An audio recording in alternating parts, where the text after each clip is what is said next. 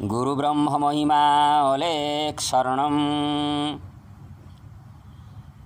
कौपिनधारी अपर सन्यासी के तत्व विवेक की साधना।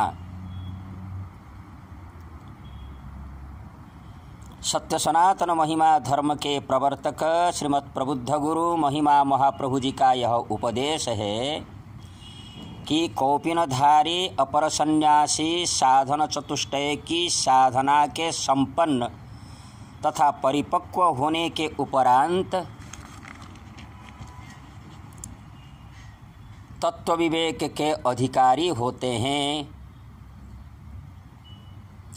तत्व विवेक अर्थात जैसे विशाल समुद्र का मंथन करके अमृत का प्राप्त किया जाता है, दधिभांड का मंथन कर घी का प्राप्त किया जाता है, उसी प्रकार अपने शरीर का मंथन कर आत्मानुसंधान किया जा सकता है और ब्रह्मांड का मंथन कर परमात्मा को भी प्राप्त किया जा सकता है। पिंड ब्रह्मांड एक ही वस्तु है और आत्मा परमात्मा एक ही तत्व है।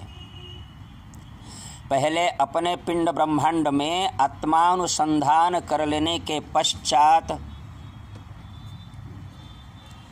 ब्रह्मांड में परिव्याप्त तथा ब्रह्मांड से अतीत परमात्मा की जानकारी हो सकती है।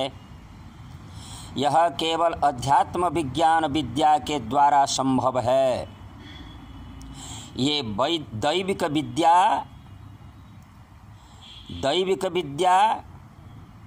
अर्थात दैविक विज्ञान विद्या और भौतिक विज्ञान विद्या दोनों इसके मामले में न जाने कितने पीछे रह जाएंगे। ये दोनों जितने प्रयास करने पर भी आत्मा की खोज कर नहीं पाएंगे। तब आइए आत्म तत्व के बारे में जानकारी करेंगे। तत्व विवेक कह आत्मा सत्यम तदन्यत् सर्वमिथ्येति ज्ञानमेव। तत्व विवेक किसे कहते हैं?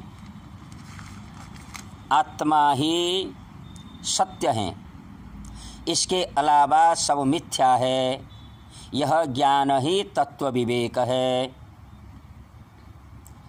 आत्मा कह स्थूल सूक्ष्म कारण शरीराद्यतिरिक्तः पंचकोशातीतः सन् अवस्थात्रय साक्षी सच्चिदानंद स्वरूपः सन् तिष्ठति स आत्मा। आत्मा किसे कहते हैं?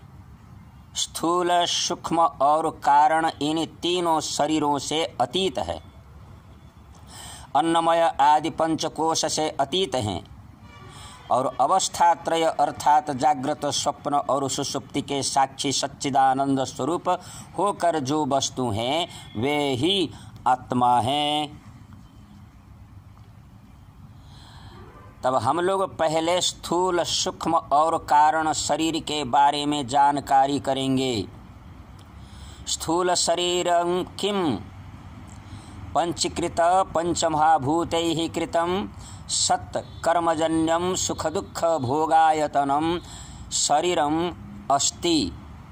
जायते वर्धते विपरिणमते पक्षीयते विनश्यतीति षट् भाव विकार युक्तम यत् तत् स्थूल शरीरम।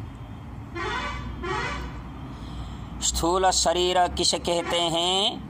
पंचीकृत पृथ्वी आदि पंचभूतों से उत्पन्न कर्मजन्य सुख दुख भोग का आयतन है और विद्यमानता जन्म बुद्धि रूपांतर प्राप्ति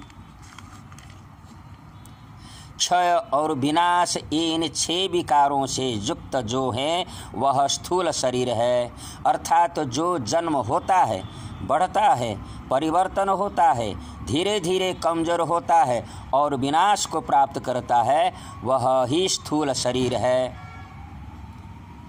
सूक्ष्म शरीरम किम अपंचीकृत पंचमहाभूतैः कृतं सत् कर्मजन्यम सुख दुःखादि भोग साधनम पंच ज्ञानेन्द्रियाणि पंच कर्मेन्द्रियाणि पंच प्राणादयः मनश्चकम बुद्धिश्चैका एवं सप्तदश कलाभिः यत्तिष्ठति तत् सूक्ष्म शरीरम। सूक्ष्म शरीर किसे कहते हैं? अपंचीकृत पंचमहाभूत अर्थात पृथ्वी आप तेज वायु आकाश के द्वारा निर्मित और कर्मजन्य सुख दुखादि भोग साधन पूर्वोक्त ज्ञानेन्द्रिय पंचक श्रोत्र चक्षु त्वक रसना घ्राण कर्मेन्द्रिय पंचक वाक् पाणि पाद पायु उपस्थ पंच प्राण अर्थात प्राण अपान व्यान समान उदान एवं मन और बुद्धि, इन सप्तदश कलाओं के सहित जो वस्तु है वह सूक्ष्म शरीर है। कारण शरीर किम अनिर्वचन्याद्य विद्यारूप शरीर द्वयस्य कारणमात्रं स्वस्वरूपा अज्ञानं निर्विकल्पक रूपं यदस्ति तत् कारण शरीरम। कारण शरीर किसे कहते हैं? अकथनीय अनादि अविद्या स्वरूप स्थूल शरीर और सूक्ष्म शरीर दोनों के कारण स्वरूप होकर न सत है न असत है, निर्विकल्प रूप जो अज्ञान है वह कारण शरीर है। अब हम लोग अवस्थात्रय के बारे में जानकारी करेंगे। अवस्थात्रयम किम? जाग्रत स्वप्न सुषुप्त्यवस्था। अवस्थात्रय किसे कहते हैं? जाग्रत स्वप्न और सुषुप्ति हैं। जाग्रत अवस्था का श्रोत्रादि ज्ञानेन्द्रियैः शब्दादि विषयैश्च ज्ञायते इति यत् सा जाग्रत अवस्था। तत्र स्थूल शरीराभिमानी आत्मा विश्व इत्युच्यते। जाग्रत अवस्था किसे कहते हैं? जिस अवस्था में श्रोत्र आदि पंच ज्ञानेन्द्रियों के द्वारा समस्त विषयों की अनुभूति होती है उसी समय को जाग्रत अवस्था कही जाती है। इस जाग्रत अवस्था में स्थूल शरीर के अभिमानी आत्मा को विश्व कहा जाता है। स्वप्नावस्था केति चेत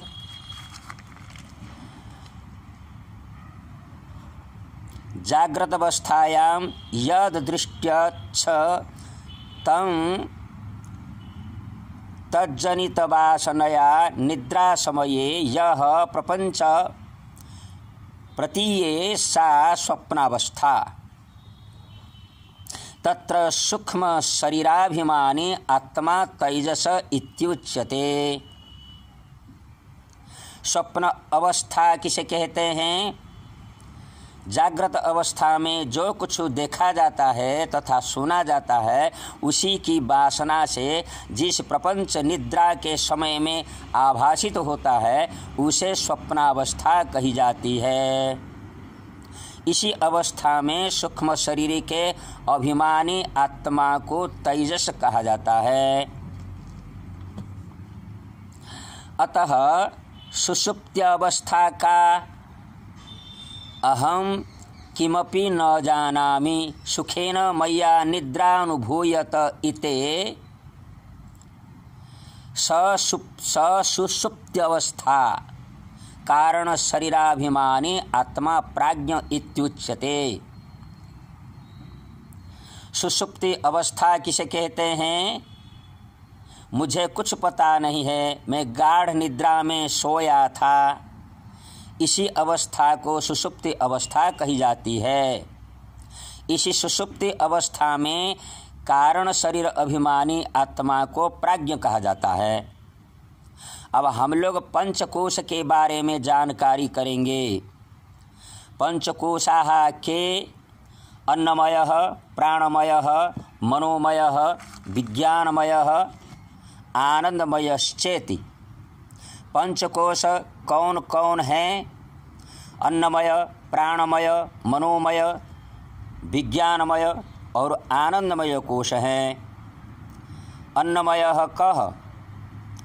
अन्नरसनैव भूत्वा अन्नरसनैव वृद्धिं प्राप्य अन्नरूप पृथिव्यां यद् विलीयते तदन्नमय कोशः स्थूल शरीरम। अन्नमय कोश किसे कहते हैं? अन्न रस से उत्पन्न होकर उसी के द्वारा वृद्धि होकर अन्नरूप पृथ्वी में जो विलीन हो जाता है उसी स्थूल शरीर को अन्नमय कोश कहा जाता है। प्राणमयः कः? प्राणादि पंचवायवः वागादि इंद्रिय पंचकम मिलित्वा यो भवति स प्राणमयः कोशः। प्राणमय कोश किसे कहते हैं? प्राण आदि पंचवायु और वाक् आदि पंच कर्मेंद्रियों से सम्मिलित होकर प्राणमय कोश है। मनोमय कोशः कः? मनश्च ज्ञानेन्द्रिय पंचकम मिलित्वा यो भवति स मनोमय कोशः। मनोमय कोश किसे कहते हैं? मन और पंच ज्ञानेन्द्रियों से सम्मिलित होकर मनोमय कोश है। विज्ञानमय कोशः कः? बुद्धिश्च ज्ञानेन्द्रिय पंचकम मिलित्वा यो भवति सः विज्ञानमय कोशः। विज्ञानमय कोश किसे कहते हैं? बुद्धि और पंच ज्ञानेन्द्रियों से सम्मिलित होकर विज्ञानमय कोश है।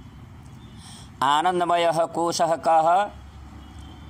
एवमेव कारण शरीर भूतादि भूताविद्यास्थ मलिनसत्वं प्रियादि वृत्ति सहितं सत् आनंदमय कोशः। आनंदमय कोश किसे कहते हैं? कारण शरीर रूप अविद्या में स्थित प्रिय मोद और प्रमोद वृत्ति युक्त होकर मलिन सत्वगुण का आभास है, वह आनंदमय कोश है। अर्थात अभिष्ट वस्तु के देखने से जो इच्छा होती है इसे प्रिय कहा जाता है। अभिष्ट वस्तु की प्राप्ति से जो सुख मिलता है उसे मोद कहा जाता है और अभिष्ट वस्तु के भोग में जो सुख मिलता है उसे प्रमोद कहा जाता है। इन तीनों वृत्तियों में युक्त होकर आनंदमय कोश कहा जाता है। उदाहरण के स्वरूप यह है कि किसी ने रसगुल्ला देखा, इच्छा हुई, यह प्रिय है, मुँह में खा रहा है, यह मोद है, और खाने के बाद मीठा का जो सुख मिला उसे प्रमोद कहा जाता है। इन तीनों की समष्टि को आनंदमय कोश कहा जाता है। इस अन्नमय आदि पंचकोश में आत्माभिमानी होकर जीव मेरा शरीर, प्राण, मन, बुद्धि, ज्ञान तथा मेरा परिवार, गृह, धन, संपत्ति मानकर अपने स्वस्वरूप चैतन्य आत्मा को अज्ञानी भूल जाता है। परंतु त्रय शरीर, त्रय अवस्था एवं पंचकोश से अतीत, पंचकोश से अतीत सच्चिदानंद आत्मा है।